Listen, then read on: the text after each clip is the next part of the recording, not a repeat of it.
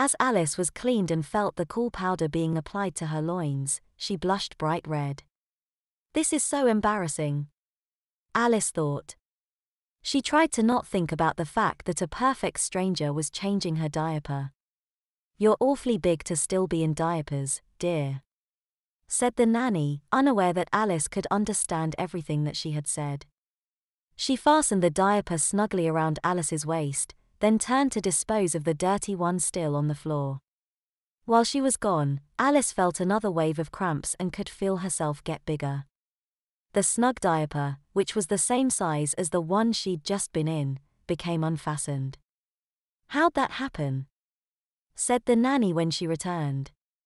She tried 3 times unsuccessfully to reattach the tapes, but Alice was just too big. Digging through the bag, the nanny spotted a larger, cloth diaper. Very well, she said. She lifted Alice's behind in the air and slid the cloth one beneath her. She pulled it between Alice's legs and wrapped it over the loose disposable diaper.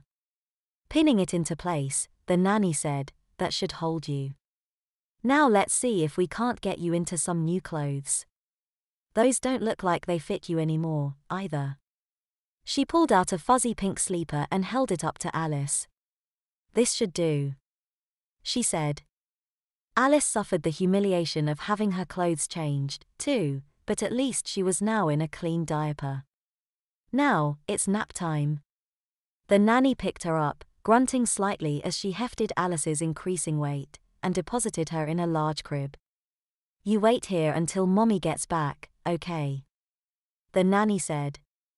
She turned and headed back to the rest of the babies. "The hell I will," said Alice. "What was that?"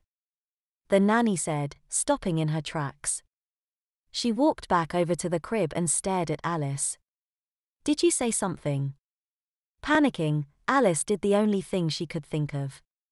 She opened her mouth and said, "Goo goo, gaga," then she drooled on herself. The nanny shook her head and walked away, convinced she was hearing things. Alice, on the other hand, was more embarrassed than ever. "This just keeps getting better," she thought to herself. Then, another wave of cramps set in. Alice lay in the crib, the cramps on muscle spasms coming faster and more frequently than ever. "I've got to do something soon," thought Alice. "Or I'll end up being back to normal size with nothing to wear." Alice stretched out and banged her foot on the post of the crib.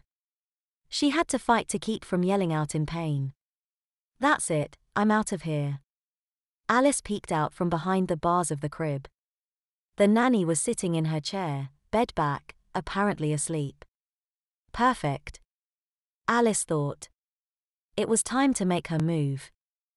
She stood up, not able to fully stand erect because the sleeper was too small and constricting. The bulge of the extra diaper was painfully obvious around the waist of the sleeper, but by now, Alice wasn't bothered by it. She boosted herself up over the top of the crib and straddled the bar. She let herself down gently, inching her way down the side of the crib. Soon, her padded feet came to land on the soft carpet, and Alice was on her way. She walked over to the door, hunched over slightly, and tried to reach the knob. Her reach was just short, even when jumping. Another wave of cramps set in, and Alice was sure that in just a few minutes, she'd be able to reach the handle. A stirring from behind her caught her attention, and Alice turned to see the nanny fidgeting in her chair. "Better make sure I don't have any problems," she said to herself. She waddled back towards the nanny. It was becoming increasingly difficult to move in the tight sleeper, and halfway there Alice tripped and landed on her stomach. She found it much more comfortable to move on her hands and knees, so she crawled the rest of the way to Nanny's chair.